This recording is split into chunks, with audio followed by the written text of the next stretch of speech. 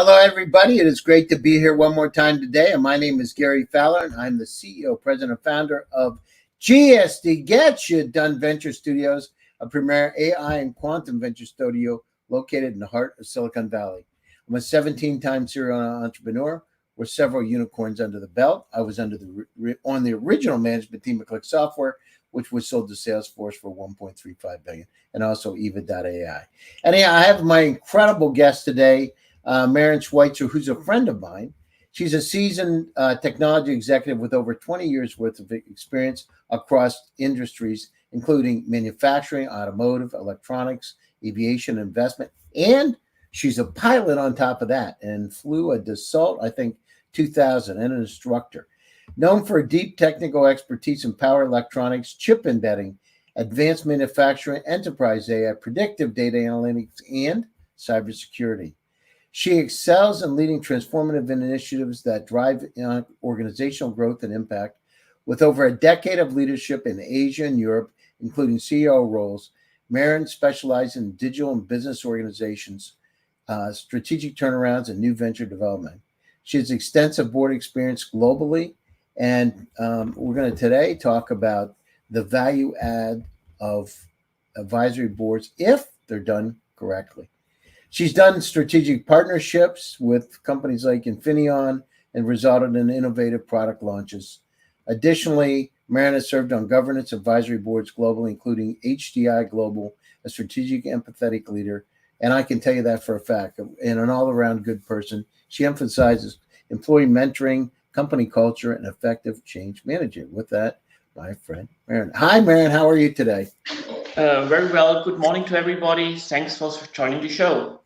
Yeah, it's super. So it's been a while, and I just wanted to go back. How in the world did you have time to get your doctorate? So you got your doctor's degree. Did you just how do you do all these things at one time? You're a pilot. You got your doctorate. You got your master's of science and technology. How did you do all that at one time?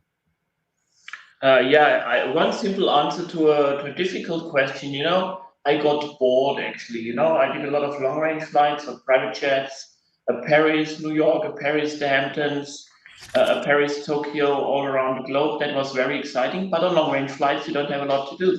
So that's been the start of my PhD, which I've done actually in aviation. So it was closely linked to what I've been doing at that time. So how was it to fly? Do you still fly? No, I stopped it actually in 2005. It's a serious endeavor flying, so it's not a hobby. So I've had it. Overall, I would say every 12 years, and that's a little bit Asian, I try to move on and experience something else. So I did 12 years aviation and then 12 years electronics, and now I'm in investment management mainly, besides serving on various boards. Huh. And when you were flying those planes, did you feel free when you're flying them? What was the feeling like? Yeah, it's fantastic. Just imagine in the morning, a sunrise takeoff, rainy day, you cross the clouds, you see the sun. That's really very energizing. And I started working as a pilot for a little taxi aircraft company during my studies. That's been fantastic. Not so fantastic for my studies during some times, but fantastic for myself. So it's been absolutely great, and that also led me to my first venture with a consultant who was fed up with using commercial airlines and bought an aircraft. We founded a little taxi aircraft company in Germany. And how was that when you founded that? What lessons did you learn when you were doing your aircraft company? Yeah, you need a differentiator, you need a USP, a clear value proposition, and we didn't have one in the beginning. We've been number 250 something in Germany of a taxi aircraft airline. Took us 1 year to get the certificate from the authorities. We pulled over some customers, and in hindsight, I would say they just pitied us. How stupid you can be to open an airline with a Me Too approach. That was really a great experience. on managing cash flows, surviving, like all entrepreneurs, ups and downs. And then we reconfigure the company into supply chain logistics services for the automotive industry. So avoiding production line disruptions with our Wait, service. so you went from actually taxi service to supply chain? Yeah, exactly. You know, just imagine some pieces and parts are missing for building a car, and our service was doing that talk fast, efficient, to get the parts from wherever they've been sitting around the globe to the production line. That also included a helicopter, really, to the production site at the end of You at the end of fly the conflict. helicopters too, Marin? Are you doing helicopters or no? No, no, I'm not doing helicopters. Wow, that's amazing. So you did that, and did the business grow? Yeah, we grew it, and after 4 years, we sold it. Wow, that's great. Congratulations. Now, did you have fun? Did you, when you were doing your business, were you flying the planes yourself, or did you have other people flying them? I was flying myself. Wow, you must have racked up a lot of hours. So I did, yeah, yeah. It's been great, and from there I moved on into larger airplanes and larger airplanes and larger airplanes. So when I was joining Dassault, it's a French multinational headquartered in Paris, and I moved to Paris at that time. After the airline has been sold, I was flying the large private jets. Wow, that's amazing. Well, you've had an incredible life, I got to tell you, and continue to grow and evolve. So as you're going down through it, so you know, your family's business. I know you were the CEO of the Electronics AG, Schweizer Electronics AG. How was that running your family business like that? Yeah, I got a welcome present, which was a little bit special. Just before I joined the company, the main tech factory burned down due to a fire incident. And, Uh, and how was that? yeah, that was a question of survival. We had a good insurance coverage, and as you mentioned, I'm sitting on the advisory board of an insurance company. Meanwhile, it's been quite a rough journey if you are active in the automotive industry. With some parts, we've been single source, and in most parts in the automotive industry, you are dual source. So then all the business moves to the other supplier in general. And when did that happen? When was that fire? Was that a long time ago? Yeah, that was 2005. I'll not forget it. It's just been around the birth of my first son. Well, and when you went down through that, what how do you react when you're in those, when you've got a company, whether it's small or large, how is it, first of all, I know you get overwhelmed, but how did you deal with all the stress, and how did you come up with an action plan to overcome it? Yeah, that's a very good question. At that time, I didn't have a lot of experience in the electronics industry, but I was very lucky that I was part of the restructuring team in the French company I served before, and there are a lot of similarities. And you know what you are trained in aviation, so crew coordination, it's very procedure oriented. So you are thinking scenarios, you have your emergency procedures, you have your abnormal procedures, and you just execute them. And that works very well also in restructuring cases. You sit together with the team, you draft the possible scenarios, and then when it even comes worse and worse, no requirement for additional meetings, discussions, you just execute. I think that's been one of the key success factors in our own restructuring for the family business. And for all of you who don't know me out there somewhere in the world, uh, we are dinosaurs. Well, I mean, you're doing incredible things. You've turned that company around, and when you did that and you went down through it, what kind of words of wisdom would you give to startup entrepreneurs that are around the world that listen to my show? What kind of words of wisdom when you're in those kind of scenarios? So you're saying draw up a plan. I would say keep a level head. You don't want to be upset. You got to keep a level head and don't let your emotions. Is there anything else that you would want to? What other suggestions would you have for them in those kind of scenarios? Yeah, assemble your team first and then start thinking what to do, and not the other way around. Assemble your team first. That's very good. That's amazing. So you did that. You've gone down through it. You're, been on the board, member of the board of the German Electronics. How is it when you're dealing when you're in large companies? You get a lot of politics. How do you deal with those politics, man? What are the keys to being successful when you have all these politics and they're happening? How do you navigate through those storms? Yeah, the politics. I wouldn't describe myself as a politician, so I don't like politics, but I learned to handle them. I think spend time on listening.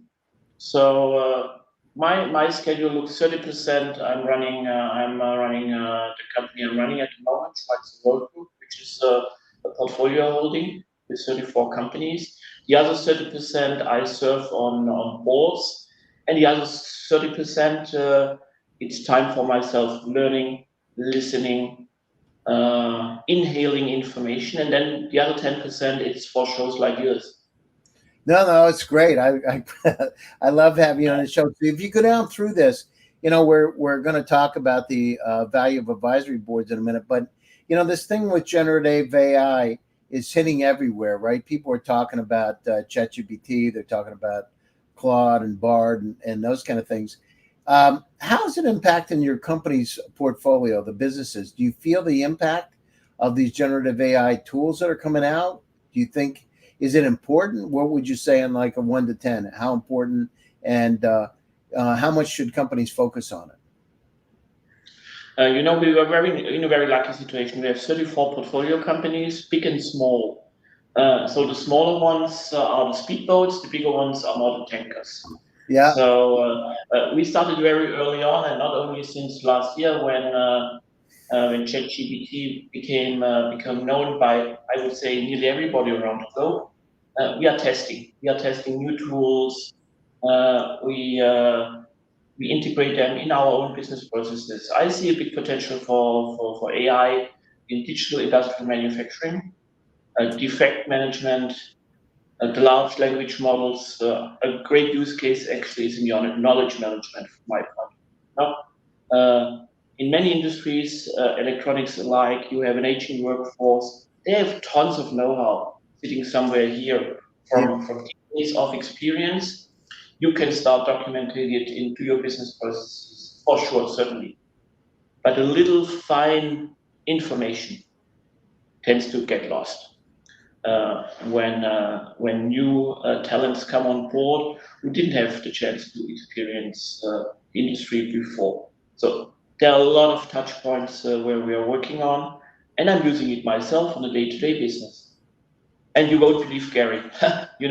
Last week my second son came across and said, "Hey, hey, I want to learn a new language." I said, "Oh, great. Is that Chinese, by the way?" Because unsuccessful, I tried to convince him to learn Mandarin. It can be useful, and we are living in Singapore. It's an English-speaking country, but why not speak that language? So now he said, "No, no, no, no, no. I want to learn prompt." Wow, that's great. How old is he? He's 14. Wow, that's great. When you master prompts and you can play with them, I have like 3,000 different scenarios that I play with myself, and you can't believe what you can do. It's uncanny, actually. And yeah, we do multi-agent. We're doing things with multi-agent where you have 14 or 15 LLMs working as a team in a multi-agent, multimodal environment. It's just, I love it. It gives you superpowers. So let's go down through. Let's talk about the value of the advisory boards if done correctly. You sit on these boards, you see how they operate. How important are they, and how do you pick the right kind of advisors? Yeah, let me start a little bit on explaining the differences between types of boards. Mm-hmm. I've been sitting on boards for quite some time, and advisory boards and governance boards and hybrids of the both. I'll come to that in a second. A lot of advisory boards are rock and roll, wild west, so to say. Mm-hmm. It's a typical journey in many cases. You ask your friends, you know very well, hey, come on my advisory board of my especially in the startup space or in the scale up space, come on my board. help me. Probably the person you're asking to join also has a certain credibility in the market that helps you for your own brand building of the firm. And then things, they just develop as they develop without a purpose, not so much impact. And that's how I actually came across a great founder of ABC Advisory Board Center. It's a Brisbane-based professional body run by Louise. She's a serial entrepreneur, and she has built that company. It's also providing certification for advisors. I'll come to that in a second. So back to your questions. So if you look at boards, first there's the board of directors. We like to call it governance board. Then there's the board of advisors, the advisory board, and then there can be consultants. And all three are separate animals. So governance boards, for instance, they have decision-making authority. They have to approve budgets or certain other things. That's the one part. Advisory boards have no decision-making authority. That's very, very important to remember. It's not a governance board, it's an advisory board. So if I explain what is advisory board about, it's a think tank. You know, you're compiling ideas of people to help you in your decision-making process. And then there's the consultant, and that's again something else. Consultants, they analyze your business, simplify, and come up with suggestions how to proceed, and then potentially help you execute. Yeah, no, it's interesting because I call it the rule of threes. Whenever I'm building an advisory board, I look for somebody that's, I generally have somebody in cybersecurity like Rick Orloff, the former chief security officer at Apple, somebody that's well known in Silicon Valley like Bill Reichert, who's Guy Kawasaki's former partner, who they sold their company to Pegasus. And then the third person I look for somebody who's got name brand recognition today, and also for the contacts and network that they have, because they can help you get into places that you normally would never get to, right? They can open the door, and it's really important.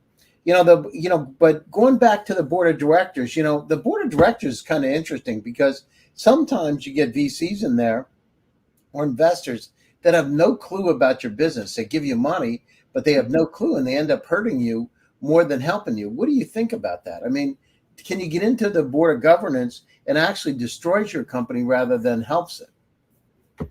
Yeah, I'm seeing that over and over, interesting topic, I think many of us who are watching have seen that. You are running a fashion show in your governance board meeting with your board observers or your investors sitting there. It can be alike in advisory boards, and that kills advisory boards because the core value of advisory boards is to talk openly, to be independent, and to speak out. And fashion shows don't work in advisory boards like in governance boards. So, but there are ways to address that challenge. Actually, I'll come to that later in the show. Yeah, it's interesting because you go down through it, and sometimes people want to come board of advisors just to get shares in the company, right, or some kind of compensation. They're not really contributing. I've seen that happen too. You get their name and they're famous, world renowned, but they're not really contributing to the company, right? It's kind of interesting. And then how about this? How do you go down through? And if you find an advisor that's not working out, how do you get rid of him or her?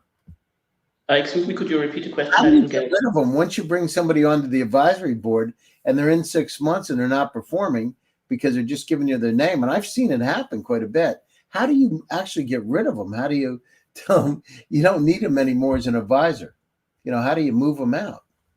I think that's all about expectation management during the established phase, which is the most important phase from my point of view before even starting with an advisory board. So during the established phase, what is important is to analyze the needs of the company first. There is no one fits to all. Which type of advisors should be on the advisory board? What type of advisory board you are setting up? Is it a formalized advisory board? Is it a project advisory board for a short period of time? What size of company are we talking about? Are we talking scale up? Are we talking startups? Or are we talking fully established companies? Are we talking an exit scenario? That has all influence on duration and composition of advisory boards. So this established phase is so important. Identify the purpose first, define the OKRs or goals for the advisory board. In general, if you have talks with the CEO or the executives, there are a lot of goals or OKRs, targets which are popping up. Not all should be assigned to an advisory board. Maximum 3 for an advisory board. We all can only manage 3 topics at the same time. That's what research suggests. So this established phase is important. It generally takes up to 3 months. Don't rush into an advisory board, would be my advice from having rushed myself into certain advisory boards. So after this established phase, you have a purpose, you have a charter, which is also very important. I like to call it operating manual. Mm-hmm. It's basically a piece of paper where we define how do we want to work together. It's about work ethics. It's about confidentiality. That's the easy part. But it's also about discipline. You won't believe it. Many advisors I've come through in my board career is they just pop up in the advisory board meeting, are not prepared. That's not what should happen. Everybody should be prepared. The executive should deliver the pre-reads well ahead of time. 7 days is a good idea, and so forth. So coming back to your question, how do you manage to offboard advisors? Mm-hmm. Yeah, you have to talk in the established phase with all advisors. Typically, the executive first nominates a chair. This chair, together with the CEO, is running through the established phase, identifying through a standard process the right people to put on board. It's not the chair of the advisory board who is going to hire the other advisors. It's the CEO or the executives of the firm, for sure. Mm-hmm. But here you need to have talks. Look, these are our objectives and key results we want to achieve. And this is our purpose. And we are going to do an impact assessment on a yearly basis. And if we find out that for whatever reason, the impact we expected from you is not there, then it's better to end our relationship. Because an advisory board is there to serve the company, not to serve the advisors themselves. So how do you go down through, sometimes people treat advisors more like unpaid consultants, right? In some sense, I've seen them take advisors and work them a lot, right? Over what they should be working them. They have a commitment a couple times a month for meetings, and they end up trying to get them to work as full-time consultants. How do you go down through and, I guess there's a couple of questions. One is, do you pay advisors at a point? Because I've encountered people that said they want to be paid as advisors. They don't mind coming on, but they want to get paid. Does that happen? And I'm dealing with primarily early stage, pre-series B companies. But how do you strike a balance between, you find an incredible advisor that you'd really like to have close to the company? How do you strike up a deal so that it's fair to them and fair to the company? Yeah, very good question. First, after an advisory board meeting, the advisors leave the meeting without any to-dos. We all need to remember that. The to-dos stay with the executive and the teams of the firm. You have to draw that line very carefully, especially if the OKRs are around funding or go-to-market. So you can open the doors via your network for the executives, but to close the deal, that's the role of the executives. That's the first part of your question. The second part, advisors need to be paid. And how do you come up with a reasonable amount? What do you think? So look at our early, pre-series B companies. How do you pay them? I know you can, you got stock options and that kind of thing, but how do you strike a balance between options and remuneration? Because I hear it more and more from advisors that want to be paid, right? They're interested in the stock, but listen, my time's worth a lot of money. How do we cut a deal? Especially for those companies that try to use them too much. Yeah, I think there are two ways of getting that done. First, the most simple one is a monthly retainer. Monthly retainers are becoming more and more established in the advisory board sector. If I recall well, it's now around 50% of the advisors are paid with monthly retainer. This monthly retainer includes the advisory board meetings. Typically, you should have 4 a year, up to 6. If you have extraordinary advisory board meetings, my recommendation, and that's really very important, that they are scheduled ahead over 1 year to give everybody the chance to get ready, prepared, contribute. So the retainer is one possibility. It's a cash retainer. The second one is per advisory board meeting, and then probably for any extra time on an hourly basis. These are the two very prominent ones. And then for sure, there's the equity part. All startups, they're short of money, so it's always a question, can we pay you in equity? It's a fine and tricky line, actually, because advisors need to have independence. Independence is the key success factor, one of the key success factors.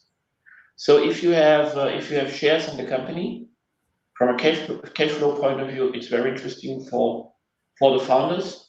On the other hand, it harms to a certain extent the independence of the advisors, especially if you are talking growth scenarios, fundraising, or even tough times where you need to cut costs.